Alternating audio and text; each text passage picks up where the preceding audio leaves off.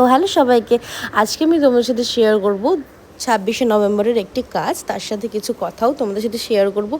যারা যারা মেকআপ বুকিংয়ের আগে আমাকে প্রচণ্ড এনকোয়ারিজ করছো বেস মেকআপ নিয়ে অ্যান্ড প্রাইস নিয়ে, তারপর তো রয়েছে বার্গেটিং। এটা এখন মেকআপের মানে প্রফেশনের মধ্যে একটা মানে বড় মেকআপ আর্টিস্টকে হয়তো কেউ বার্গেটিং করতে পারে না, বাট যারা একটু ছোট তাদেরকে বার্গেটিং করাটা হচ্ছে মাস্ট। ক্লায়েন্টদের যে আমাকে কিন্তু 3,000 টাকার মধ্যে ব্রাইট করে দাও বা আমাকে কিন্তু 500 টাকার মধ্যেই পার্টি মেকআপ করে দাও, এইগুলো আমি জানি না যে এখন এটা নতুন মানে শুরু হয়েছে আমার প্রফেশনে 2 বছরের মধ্যে আমি দেখছি। আর এত এত এনকোয়ারিজ তো অনেকেই করবে, 200 জন, তার মধ্যে 100 জন বুকিং করছে, বাদবাকি 100 জন এনকোয়ারিজ করে একজনের সময় নষ্ট করে ছেড়ে দিচ্ছে।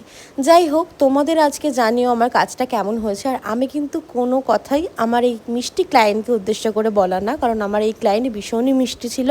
তার লুক নিয়ে সে খুবই হ্যাপি ছিল, কারণ এই লুকটা উনিই সেট করেছিল যে আমাকে এইরকম আই করবে, আমাকে এইরকম হেয়ার করবে, যার জন্য কিন্তু আমি নিজে থেকে যেটা উনি সেট করে দিয়েছিল করেও আমার খুব ভালো লেগেছিল ওনাকে রেডি করে। আর ওনার শাশুড়িকে তো নিয়ে কোনো কথাই হবে না, দেখতেই পাচ্ছ উনি মেকআপ করতে করতে উঠেও বৌমাকে কতটা কিন্তু হেল্পফুল করছে যে ফটো ভিডিও হবে। উনিও খুব মিষ্টি, ওনার শাশুড়িও খুব মিষ্টি। তোমাদের এই কাজটা কেমন লাগলো অবশ্যই জানিও, স্ক্রিনে দেওয়া নাম্বারে বুকিং করে।